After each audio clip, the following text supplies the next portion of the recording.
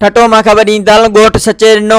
शेख में आल सिंध लेवल ते 14 टीमुनि ते मुश्तमिल थींदड़ मैच जंहिं में 2 टीमूं फाइनल में पहुतियूं। हिकु शेख सुपर किंग 11 ऐं अल मैरान कोडन 11 विच में थींदड़ match Sheikh super king 11 match पंहिंजे नाले करे वरितो। प्रेस क्लब मीरपुर साकरो जे सीनियर सहाफ़िन एजाज अहमद शेख ऐं इकबाल कलोई पारां विनर टीम जे कैप्टन साहिब ॾिनू शेख खे पटको बदिरायो वियो। उन मौक़े ते ख़सूसी रेस रमज़ान मरी ऐं रेस यार मोहम्मद लाशारी अली बख्श मरी ऐं प्रेस क्लब जे सहाफ़िन इकबाल कलोई एजाज अहमद शेख ऐं ॿियनि वॾियांगा में मैच में शिरकत कई। मैच जा ऑर्गेनाइज़र अब्दुल हकीम शेख, एडी शेख, रहीमदाद वसीम शेख इंतजाम के बेहतरीन तरीक़े सां संभालियो। विनर टीम खे महिमाननि पारां इनामनि सां नवाज़ियो वियो। मज़ीद ख़बरनि ऐं तफ़सीलात लाइ विज़िट कयो असांजी वेबसाइट www.awamiNewsHD.com ऐं ॾिसंदा रहो अवामी न्यूज़ HD।